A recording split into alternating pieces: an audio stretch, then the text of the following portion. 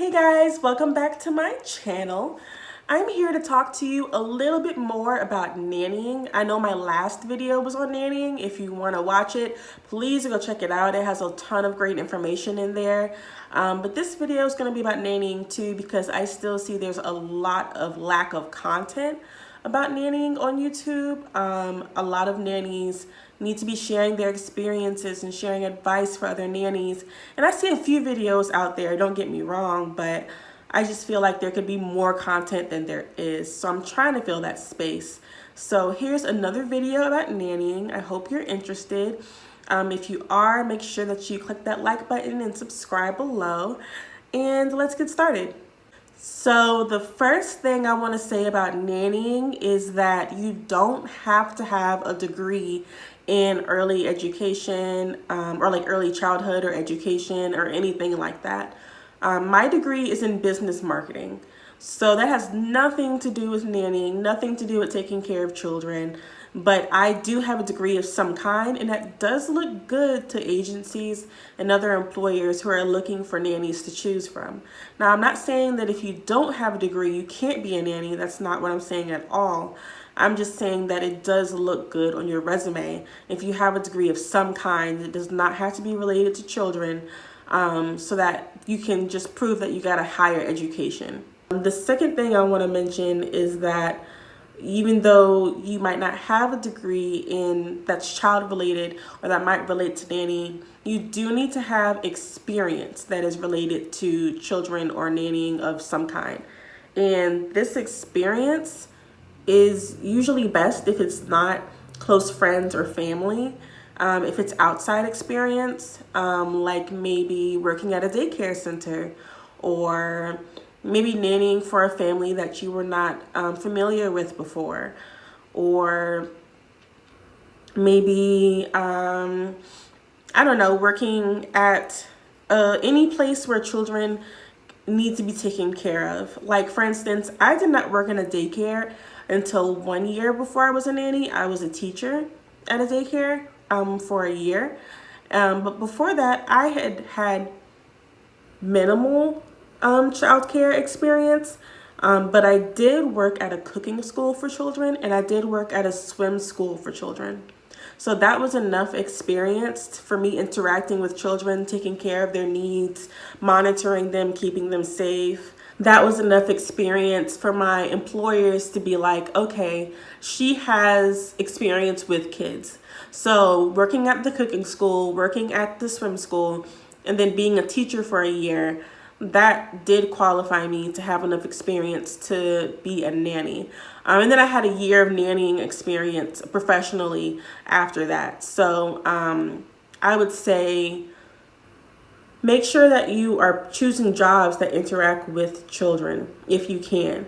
I do understand that taking care of family and friends is the same as taking care of any other child, but other people won't see it that way.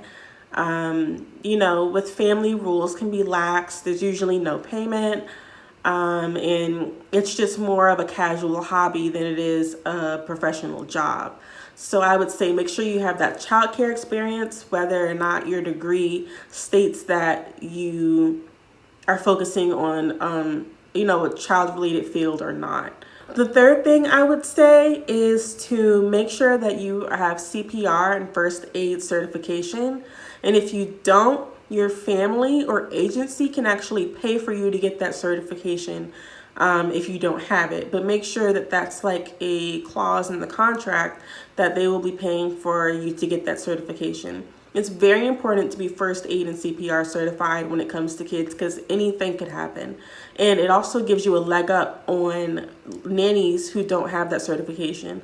But even if you don't have it or don't think you need it, I would say you do. Just because, like I said, anything could happen with the kids. You don't want a kid to have to go to the hospital on your watch or worse. And so get that certification in. And if there's any other certifications that your agency or employer is willing to provide or pay for you, get them. I would say take advantage of that, of furthering your education any way that you can. And If you can afford it as well, pay for the classes yourself, get that further education. But if you can't, find an employer who will pay for those certifications for you, because they are out there. And that leads me into my next sort of point, which I guess is point 4, is that you don't have to choose between an agency or a family, but those are usually the 2 routes that people take. So you're either taking a route with a family that you either found on your own or maybe found through a reference, and you're deciding to nanny for them through them only and not an agency. Or you could go through an agency which will help you find families that will nanny for you. And agencies usually do things a little bit differently than if you had found the family yourself. They usually have higher rates. Like in my area, nannies usually are paid $25 to $26 an hour when it comes to nannying for these families. But when I found families on my own, they were willing to pay as little as $15 per hour, which is very low for my area when it comes to nannying for being a full-time nanny. So I would say that make sure that you're weighing the pros and cons of finding a family on your own versus joining an agency. With an agency, you do have to, follow the agency's rules or whatever, contract they have. You do have to work for the families they provide for you. You do not get to choose your families outside of the agency, only the ones that are being provided by the agency for you. So that's that could be a downside. It could be an upside for you. It depends on how you look at it. But finding a family on your own can be difficult as well, because number one, it's hard to find families that are seriously in need of a nanny and are willing to be serious about it.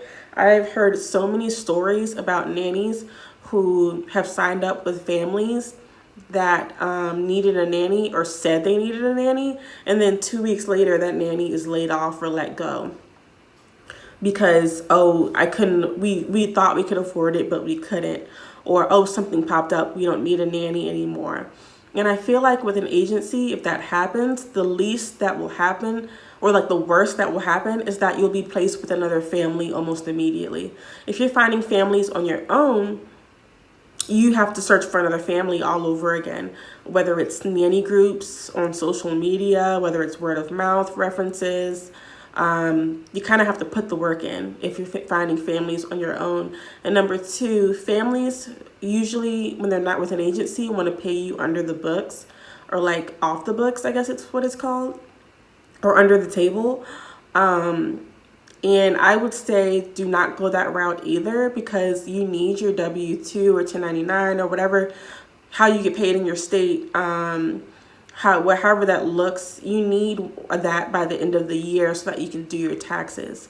Agencies usually, it's really required for families to, whether you're an agency or not, it's required for families to provide this for you. But families who are kind of wanting to pay you maybe under the table and not really take taxes out of it, it could cause trouble for you later on when you want to do your taxes or prove you have taxable income for whatever reason and you can't.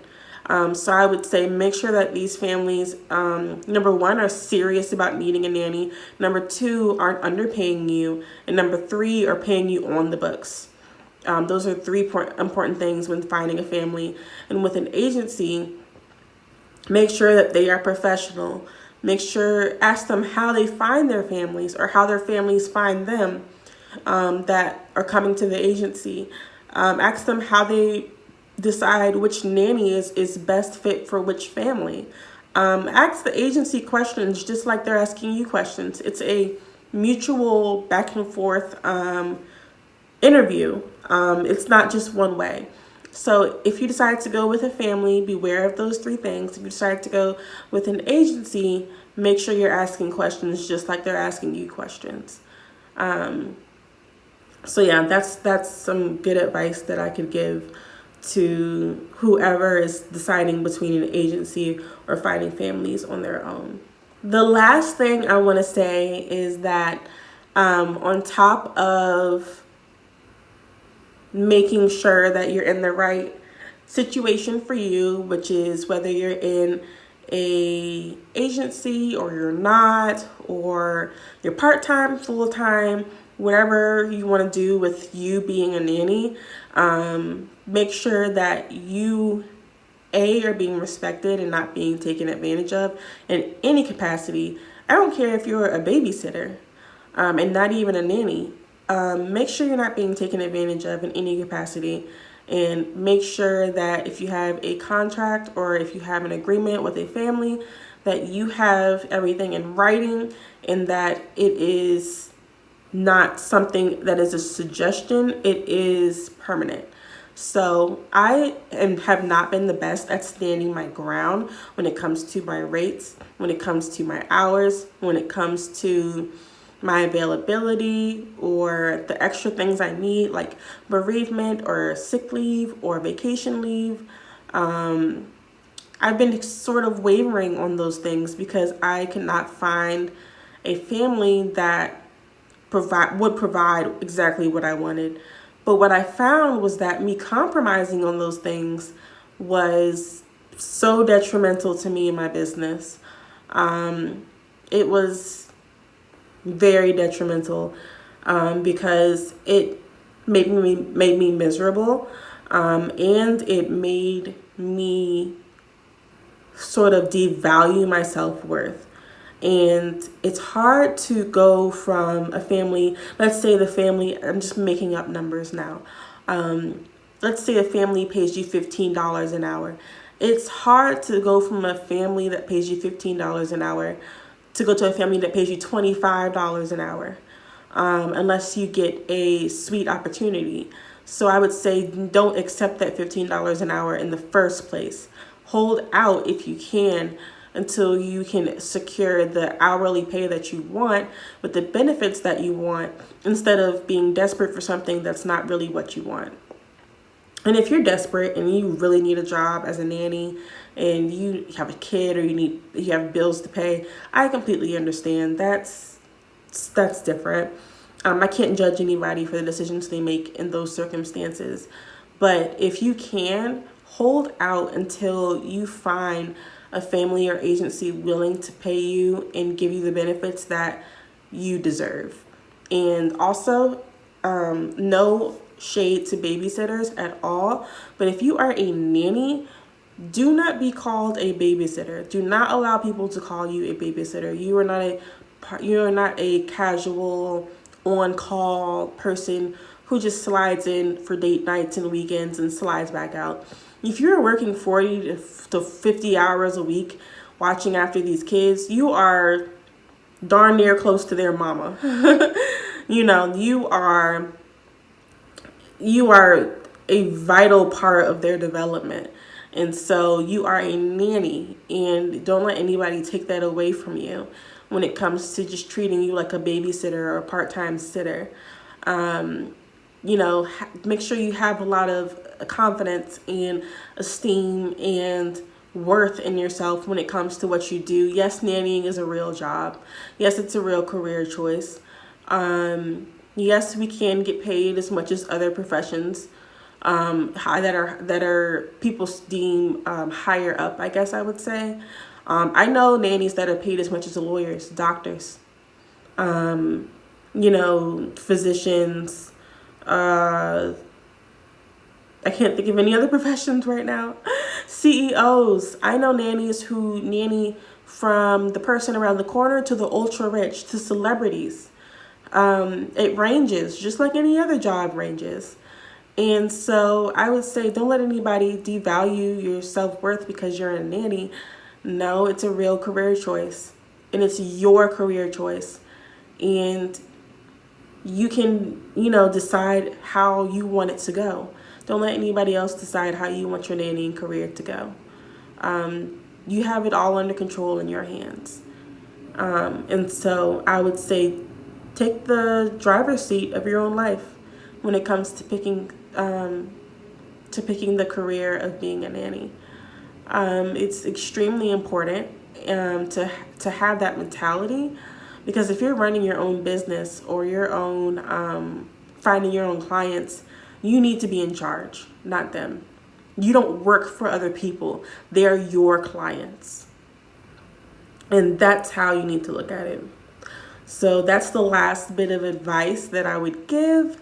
I hope this video was helpful to somebody. I hope that anybody who's aspiring to be a nanny, is a nanny, used to be a nanny, will find this video helpful, would pass it along to friends or family that are thinking of, you know, getting into the nannying career. And I'm glad you guys watched my video. I hope to see you in the next one, and I'll talk to you later. Bye.